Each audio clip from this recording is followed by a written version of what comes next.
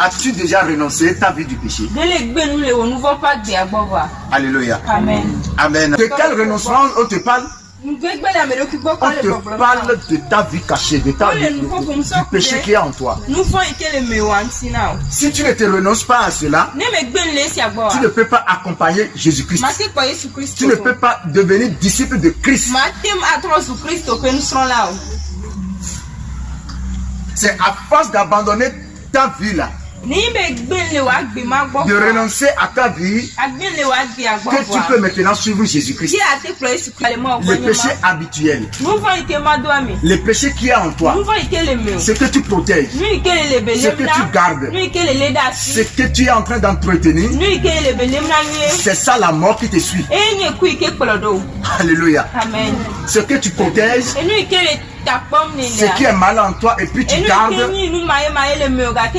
c'est ça qui est la mort qui te suit. Alléluia. Amen. Amen. La mort qui te suit, ce n'est même pas loin. Mais cette mort-là, c'est en toi. Alléluia. Amen. Tout le monde, tous ceux qui sont ici, on a une vie cachée. Et c'est ça le mal de notre vie. Et c'est ça qui nous tue. À commencer par les enfants même. Les enfants, même ils ont même une vie cachée. Oui. Les enfants n'ont pas une vie cachée. Ils pouvaient mentir à leur maman. C'est tout chacun de nous là. Toi là où tu es, c'est toi celle qui peut abandonner le péché de ta vie. Le péché de ta vie, c'est toi seul qui peux abandonner ça. C'est toi seul qui peux abandonner ça. Si tu n'arrives pas à abandonner le péché qui est en toi, ce qui est caché en toi, ce que tu protèges, ce que tu gardes, si tu n'arrives pas à abandonner ça, tu ne verras pas le Seigneur. Non, c'est une prophétie. Écoutez, notre vie là, nous grandissons tout doucement, tout doucement. Nous grandissons tout doucement, tout doucement. On ne grandit pas un jour. On avance tout doucement. On avance tout doucement.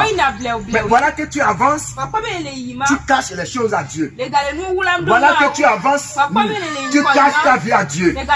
Voilà que tu avances, tu caches le péché de ta vie à Dieu.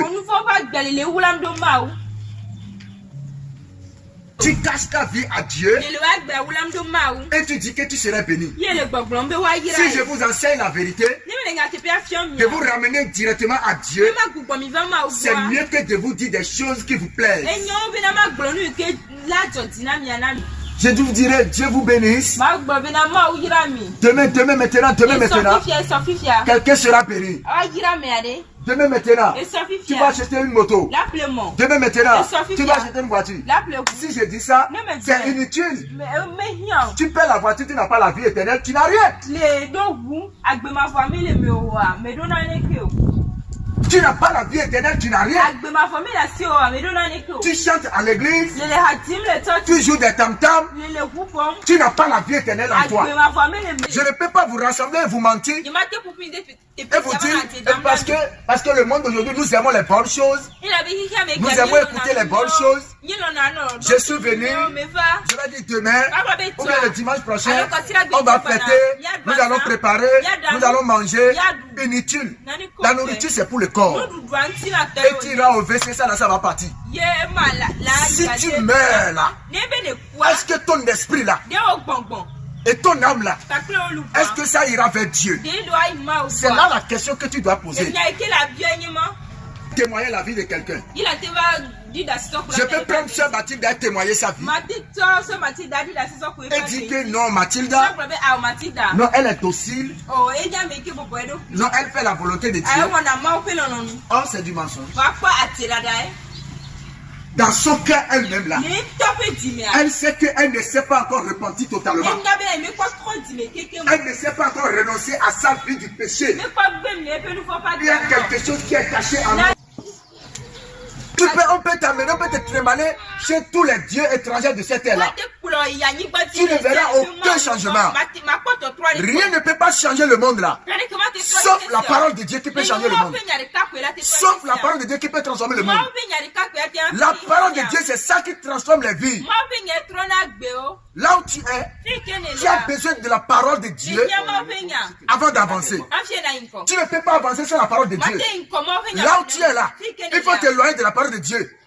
Pendant un an, tu dois rien que du péché. Rien que du péché. Si tu vas abandonner la parole de Dieu, là où tu es pendant un an, je te dis en vérité, tu seras couvert du péché. Tu seras couvert du péché. Tu seras couvert du péché. Rien que du péché. La parole de Dieu qui peut te transformer. Tu ne peux rien faire sans la parole de Dieu. Tu crois que les nations avancent sans la parole de Dieu? Les gens sont à l'église, mais ils sont encore à la sorcellerie. Et c'est ça qui nous éloigne de Dieu. Ouvre ta vie complètement à Dieu. Vis ta vie à Dieu. Et tu seras libre. Qu'est-ce qui bloque les délivrances? La délivrance, qu'est-ce qui bloque la délivrance? Qu'est-ce qui bloque la délivrance? C'est parce que la personne n'a pas dit son cœur. La personne n'a pas ouvert son cœur. Tu sais que tu as la sorcellerie. Tu sais que tu manges les enfants. Tu sais que tu prends les enfants d'autrui pour faire des sacrifices. Tu gardes ça dans ton cœur. Tu n'as pas dit le secret. Tu n'as pas appelé ton pasteur. Tu n'as pas dit je suis comme ça. Je suis comme ça. Aidez-moi à quitter. Si tu protèges ça là, ça veut dire que tu aimes la chose. Ça veut dire que tu ne veux pas quitter cette vie. Et tu seras toujours à l'église, en train de bloquer l'église de Dieu, en train de bloquer les offrandes, en train de bloquer les choses. On parle dans les réunions. Ils quittent dans les réunions. C'est pour bloquer les choses. C'est pour bloquer les choses. Dans l'église de Dieu, on va te mentir. Et prends ton enfant. C'est pour faire du mal à ton enfant. On va te mentir. Et ils vont prendre ton enfant. C'est pour faire du mal à ton enfant. C'est pour détruire la vie de ton enfant. C'est ce qui est caché en nous ça. C'est l'homme que nous sommes ça. Alléluia. Amen. Cette méchanceté, c'est en nous. Mais tu vois un enfant parler devant toi, tu vas crier, tu vas dire c'est tout. Il y a des gens qui devraient être bénis déjà, mais parce qu'ils ont déjà caché leur vie à Dieu. Mais vous ne pouvez pas cacher votre vie à Dieu. Et vous serez en train de prier et dire Dieu bénis-moi. Dieu bénis-moi. Dieu bénis-moi. Dieu bénis-moi. Dieu bénis-moi. Dieu bénis-moi. Comment Dieu va te bénir? Comment Dieu va te bénir? Hein? Tu as caché ta vie et Dieu va te bénir. Je ne crois pas. Dieu aime faire ami avec les hommes qui ouvrent leur vie. Dieu, il a fait ami avec David parce que David, il a un bon cœur. David, il connaît Dieu. Et David, il a un bon cœur. David, il reconnaît ses péchés. Quand il commet un péché comme ça, il se repent directement. Et si Dieu lui demande, David, pourquoi tu as fait ça? David dit ouvertement que vraiment je suis un pécheur. Mais si on t'attrape toi maintenant, on te dit pourquoi tu as fait ça, c'est pour dire de l'important. Alléluia. Amen. Tu fais pour Dieu un peu, tu sors, tu vas pour faire pour Dieu un peu. Tu sais ce qui a tué l'Afrique? Tu sais ce qui a détruit l'Afrique? Nous sommes venus à Dieu, mais on n'a pas encore abandonné nos coutumes. Je suis avec Christ. Il y a un mort qui est décédé dans mon village. Ça a déjà fait un an. Nous voulons faire la cérémonie de nos aïeux. Vous êtes bêtes. Ça, on vous trompe ça. Ça, c'est de la tromperie. C'est de l'idolâtrie totale. C'est de l'idolâtrie. Adorer Dieu dans la vérité. Dans la vérité, ne cachez rien à Dieu. Ne cachez rien à Dieu. Vous cachez votre vie à Dieu. Pourquoi tu caches ta vie à Dieu? Tu es avec Dieu. Tu n'as pas la foi en Dieu. Tu quittes l'église. C'est pour chercher les petits prophètes. C'est pour chercher les prophétesses. C'est pour chercher l'huile. C'est pour chercher l'huile. Quel Dieu tu adores? Tu n'as pas la foi en ce Dieu. Tu n'as pas la foi en ce Dieu. C'est pour aller mettre les cordes à la hanche. Pour te protéger. C'est quel Dieu vous cherchez? C'est quel Dieu vous cherchez? Mais il faut qu'on vous dise la vérité. Nous sommes les frères et sœurs. Ma soeur, ma belle, elle est là, non? Elle est là. Nous sommes des sœurs, non? Il faut qu'on se dise la vérité. La vérité, c'est mieux. C'est pourquoi je vous dis, prenez les ailes de l'évangile. Évangéliser tout le monde, le cas venu. On va les enseigner la vraie parole de Dieu. Tu as peur. C'est pour aller prendre les choses étrangères. Pour dire que je vais faire protection. Je vais faire protection. Quelle protection tu vas faire?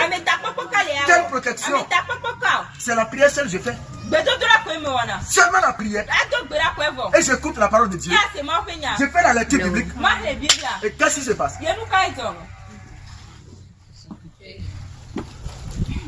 Vous cachez votre vie à Dieu.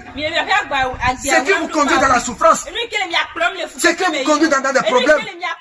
Parce que tu as caché ta vie à Dieu. Au lieu de dire la vérité ici, tu as caché ta vie. Et maintenant, ça va te procréer encore de problèmes. Ça va te créer encore de problèmes. On t'a attrapé. Et tu as volé. Au lieu de dire, oui, j'ai volé. Et maintenant, on va se rassembler pour voir ton cas. Tu es en train de mentir. On te frappe. On te frappe. On te frappe. Tu mens toujours. On te frappe. On te frappe. Tu mens toujours. On te frappe. Au lieu de dire oui, et on va cesser de te frapper là. Tu as gardé ça en toi. C'est ça qui nous tue. C'est ça qui nous tue. Il y a des gens, leur péché habituel là, c'est mensonge. S'ils ne mangent jamais, si un jour vient là, s'ils ne mangent jamais, ils ne sont pas contents. Il a déjà parlé, il a terminé. Hein. Il va encore avancer dans la parole pour pouvoir trouver quelque chose à dire de mensonge. Parce qu'on a écrit sur lui qu'il va mentir. Très fort le Seigneur. Amen. Elle va démarrer les journaux. Elle va démarrer les journaux de matin. Elle va commencer par raconter les choses. Elle va commencer à raconter les choses. Au dessus, il y a des... Oh non, que les sabbats c'est mes colons anciens. Verset mes colons anciens. Et des sons, 10 goy. C'est la 10e fois qu'elle se marie. Mais que dessus. Et bon, c'est fini. Hein? Comment est-ce que tu le connais? Le débat est ouvert. Ils vont inventer ça. Ils vont commencer par dire ce qui est grave, ce qui est mal, ce qui est dangereux en nous, ce qui nous éloigne de Dieu, ce qui nous sépare de Dieu. Alléluia. On t'attrape là. C'est pas que Dieu ne te connaît pas. Dieu te connaît. Et Dieu va te dire quel est le péché que tu as commis. C'est fini. Dis que non, je mens. Et tu dis Dieu, change-moi mon nom. Et Dieu va te changer le nom du volet là. Et il va te donner un bon nom maintenant. Parce que Dieu a dit, Jacob a dit, je m'appelle Jacob. Et il a dit, si tu ne changes pas mon nom là, tu ne pars pas. Et c'est là que Dieu a changé le nom de Jacob. Jacob signifie rusé, menteur. C'est ça. Et on a changé Jacob en Israël. Il faut dire d'abord ta vie à Dieu. Et Dieu viendra te changer. Mais tu as caché ta vie. Dieu ne te changera jamais. C'est pourquoi il y a des gens, des chrétiens qui voient des bénédictions comme ça. Leur cœur ça bat. La Bible nous dit, dans Josué 1, Verset 3 il dit, tout foulera la plante de votre pied là. Je vous le donne. Écoutez, là où je suis là, si je demande quelque chose, je dois prendre ça. À moins que ce n'est pas la volonté de Dieu. Il y a des gens qui vont les voir sur la route. Les gens les respectent. Les gens les donnent du respect. Or, dans leur vie là, il y a des choses qui sont cachées à Dieu. Pourquoi tu caches ta vie à Dieu? Pourquoi tu caches ta vie à Dieu? Nous sommes là pour aller au ciel. Nous allons mourir un jour. Un jour. Un jour. Nous allons laisser ici. Qu'est-ce que tu dis là? Tu crois que ici c'est pour toi? Ici c'est pour toi, tu crois? Tu vois, Dieu veut votre vie là. Dieu veut te voir. Les gens peuvent te respecter très bien. Mais Dieu te connaît mieux que toi. Tu as des choses cachées en toi. Dieu sait que tu as des choses cachées en toi. Des choses qui sont cachées en toi. Dieu sait. Alléluia. Il y a des faiblesses qui sont cachées en nous. Une faiblesse, immédiatement. Il y a des femmes, s'ils vont pour visiter quelqu'un simplement, en même temps, ils couchent quoi avec la personne? Est-ce que j'ai menti? Non, écoutez, si j'ai menti, dis-moi la vérité. C'est des faiblesses qui sont cachées en nous, ça. Il y a des gens, s'ils parlent, s'ils ne mentent pas, ils ne sont pas à l'aise. Ils doivent mentir avant de quitter, forcer. Ils ne sentent pas très bien. Ils doivent voler forcer. C'est des faiblesses qui sont en nous. Ce sont ces faiblesses qui nous bloquent avec Dieu. C'est ça. Méfiez-vous. Méfiez-vous. Qui d'autre va nous dire ça?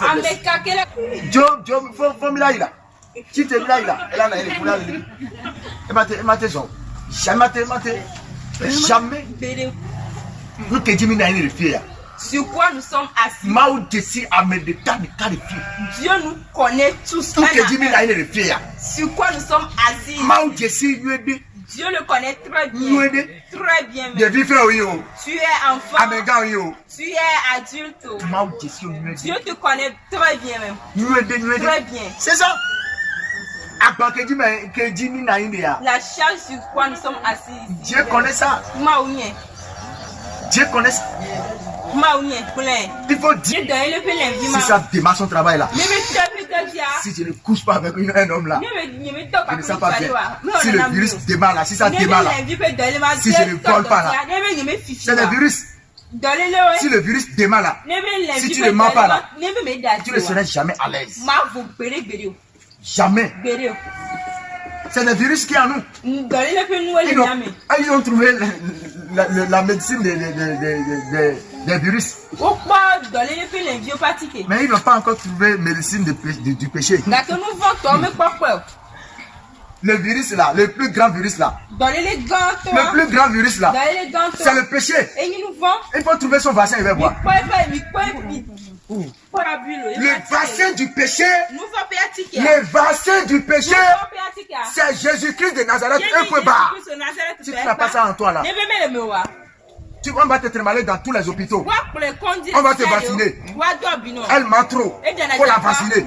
Elle ment trop. Faut la vacciner. Elle vole trop. Faut la vacciner. Elle vole trop. Faut la vacciner. Elle couche trop avec les hommes. Faut la vacciner. Comment si on va te vacciner, tu ne seras jamais guéri. Mais le vaccin qui guérit le péché, c'est Jésus-Christ de Nazareth. Acclame très fort le Seigneur. Mensonge. Mensonge. C'est quel Dieu qui t'a parlé? Montre-moi le Dieu là. Vous ne donnez pas à manger à votre pasteur. Et que vous êtes là. Et vous ne prenez pas le temps pour donner quelque chose à votre pasteur. Les esprits de mensonge viendront maintenant. Ils viendront s'incarner dans un autre pasteur. Et vous allez dire, ah, il y a des miracles là-bas. Hein. l'eau il fout noir. Si tu vas il y a des miracles là-bas. Hein. Comme on te prêche la parole véridique ici là. Et tu n'as pas accepté. Dieu va faire tout possible pour t'envoyer vers le pasteur en accueil. Et un jour là, tu vas faire erreur, tu vas ouvrir la radio, ça va tomber sur lui. Et il va dire, si tu amènes 10 000 et tu apportes de l'eau, et tu vas enterrer l'eau là dans ta maison, des miracles vont commencer par s'opérer. C'est fini. Tu vas maintenant dire, au final, je vais appeler mon enfant, il va m'envoyer 5 000. Parce que tu n'as jamais donné à ton pasteur qui te dit la vérité. Maintenant, Dieu va t'envoyer, lui-même va t'envoyer vers les pasteurs qui vont t'arnaquer. Les faux pasteurs, les pasteurs volants, ils vont t'envoyer, ils vont t'arnaquer. Et ils vont prendre ton argent. Ils vont manger. Miracle. Miracle. Le grand miracle de ta vie là, c'est la nouvelle naissance. Si tu n'es pas né de nouveau, et tu cherches les autres miracles là, tu ne peux pas aller au ciel. Jamais. La nouvelle naissance. Est-ce que tu as déjà abandonné la vie du péché? Est-ce que tu as laissé le péché? Est-ce que tu as stoppé le péché dans ta vie? C'est ça le premier miracle qui doit d'abord s'opérer en toi. Et maintenant là, tu auras assez de chercher les autres miracles. Tu peux être un boiteux, on va te prier, on va te lever comme ça, et tu vas laisser ton bois là. Tu ne veux pas dire que tu iras au ciel. Jamais. Il faut que le premier miracle là se réalise en toi d'abord, qui est la nouvelle naissance. C'est ça le premier miracle, la nouvelle naissance. Est-ce que tu es né de nouveau? Est-ce que tu es né de nouveau? La nouvelle naissance est primordiale. Si tu n'es pas né de nouveau, tu ne peux pas aller. La nouvelle naissance. Si tu n'as pas le premier miracle là dans ta vie, tu n'es même pas encore un chrétien. Et le mot chrétien, ce n'est pas un mot qui s'attribue à tout le monde. Nous ne sommes pas tous des chrétiens. C'est les disciples qui seront qualifiés d'être chrétiens. Si tu n'es pas né de nouveau, tu ne porteras pas le mot chrétien. Jamais. Cette chaussure-là, tu ne peux pas porter. Tu dois enlever ça. À moins que tu sois né de nouveau. Quand tu seras né de nouveau, tu peux porter le mot chrétien. C'est les disciples qui seront appelés chrétiens. Les disciples qui seront appelés chrétiens. Ceux qui ne se fatiguent jamais.